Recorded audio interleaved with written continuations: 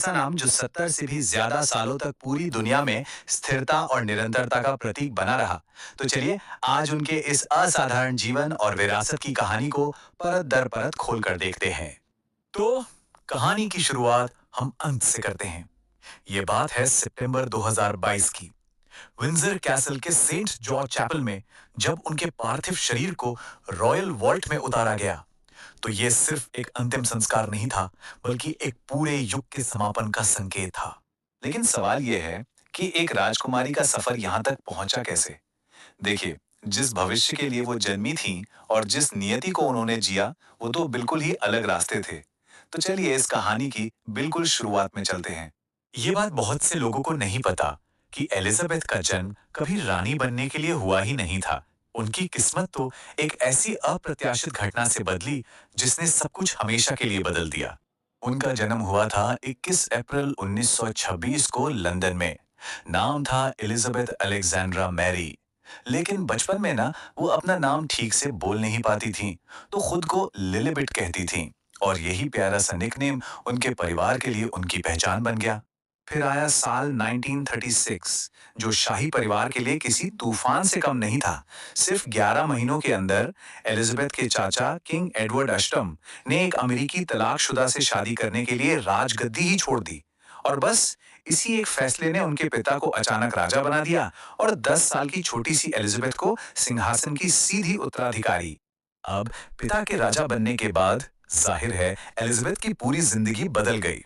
और जब उनकी अपनी बारी आई, तो उन्होंने राजशाही को एक बिल्कुल नए युग में पहुंचा दिया। ये पल कितना भारी रहा होगा कि कोई अपने घर से हजारों मील दूर हो। साल था 1952। एलिजाबेथ केनिया के दौरे पर थीं।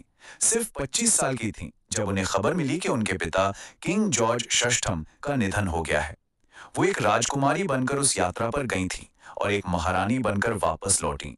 और उनका राज्याभिषेक वो सिर्फ एक पारंपरिक समारोह नहीं था। नहीं, वो तो एक तरह की मीडिया क्रांति थी। उन्होंने इस बात पर जोर दिया कि समारोह को टेलीविजन पर दिखाया जाए।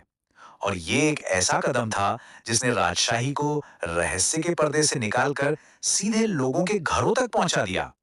ये एक नए आधुनिक युग का संकेत था और इसका असर जबरदस्त था। अकेले ब्रिटेन में करीब करीब 2 करोड़ लोगों ने, हाँ, 2 करोड़ लोगों ने राज्याभिषेक को टेलीविजन पर देखा।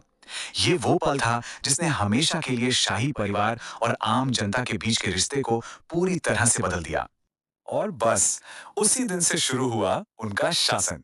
एक ऐसा शासन जो आगे चलकर ब्रिटिश इतिहास का सबसे लंबा शासन साबित हुआ। जरा इन आंकड़ों पर गौर कीजिए। इनसे उनके शासन का पैमाना पता चलता है। वो ब्रिटेन की सबसे लंबे समय तक राज करने वाली शासक थीं। उन्होंने विंस्टन चर्चिल से लेकर लिज ट्रस तक कुल 15 प्रधानमंत्रियों का कार्यकाल देखा। वो 50 से ज्यादा देशों वाले कॉमनवेल्थ की एक समर्पित प्रमुख थीं और उन्होंने इतिहास में किसी भी दूसरे राजा या रानी से कहीं ज्यादा यात्रा की। लेकिन इन सभी सार्वजनिक उपलब्धियों और रिकॉर्ड्स के पीछे एक ऐसी महिला भी तो थी जिनके जीवन के कुछ ऐसे पहलू हैं जो कम ही लोग जानते हैं। वो सिर्फ एक राजकुमारी बनकर नहीं रहीं। जब दूसरा विश्व युद्ध चल रहा था, तो उन्होंने ऑक्सिलरी टेरिटोरियल सर्विस में शामिल होने पर जोर दिया।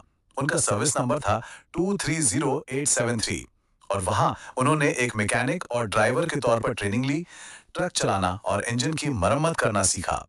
इससे ये भी साबित हुआ कि उनके लिए कर्तव्यों की भावना किसी भी पद से कहीं ऊपर थी।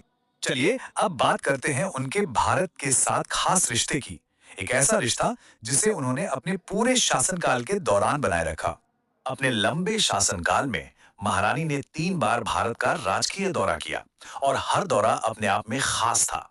एक तरह से ये भारत और ब्रिटेन के बीच बदलते हुए पोस्ट कॉलोनियल रिश्तों का आईना भी था। उनकी जो 1961 की यात्रा थी, वो तो ऐतिहासिक थी। वो गणतंत्र दिवस परेड में सम्मानित अतिथि थी। उन्होंने दिल्ली के रामलीला मैदान में हजारों लोगों की विशाल भीड़ को संबोधित किया। और तो और दिल्ली में एम्स का उद्घाटन भी उन्हीं के हाथों हुआ। सही मायनों में ये दौरा भारत और ब्रिटेन के बीच एक नए रिश्ते की शुरुआत थी। लेकिन शायद उनकी सबसे यादगार और महत्वपूर्ण यात्रा 1997 में हुई। मौका था भारत की आजादी की 50वीं सालगिरह का और तब उन्होंने अमृतसर में जलियांवाला बाग स्मारक का दौरा किया था। उन्होंने वहां श्रद्धांजलि अर्पित की और वो वाकई एक बहुत ही शक्तिशाली और मार्मिक क्षण था। और ये सब कुछ घूम फिर कर एक वादे पर आकर टिकता है। एक ऐसा वादा जो उन्होंने एक युवा राजकुमारी के तौर पर किया था और अपने जीवन के आखिरी दिन तक निभाया। ये बात है साल 1947 की। अपने 21वें जन्मदिन पर उन्होंने ये प्रतिज्ञा की थी, मेरा पूरा जीवन, चाहे वो लंबा हो या छोटा, आपकी सेवा के लिए समर्पित होगा। और उनका 70 साल लंबा शासन इस बात का सबसे बड़ा सबूत है कि उन्होंने अपने उस वादे को कितनी निष्ठा से निभाया। यही उनके जीवन का मार्गदर्शक सिद्धांत बन गया। तो वादा तो उन्होंने निभाया, लेकिन सवाल ये उठता है कि एक ऐसे शासक के जाने के बाद जो 7 दशकों तक एक पूरी संस्था का चेहरा रहा हो, अब उनके बिना राजशाही का भविष्य क्या होगा? ये एक ऐसा सवाल है जिसका जवाब तो अब सिर्फ वक्त ही दे सकता है।